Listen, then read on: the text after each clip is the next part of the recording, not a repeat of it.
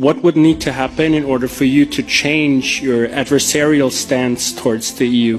I think we have a very friendly attitude to the European Union. Again, I would like to underline the real differences between those politicians who think that European unity means that everybody has to shut up and follow the unity which is defined somebody. You know, we don't know exactly who. Or to represent your national interest and then ready to make deals.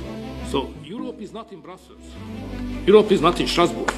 Europe is in Rome, Berlin, Prague, Budapest, Vienna, Paris. It's an alliance of nation states. So we have to represent our interest. There is no European citizens as such. But there are French citizens, Italian citizens, German, Austrian, Hungarian. We have to represent them. So that's our attitude. It's not adversity. I think this is the normal attitude. What would need to happen in order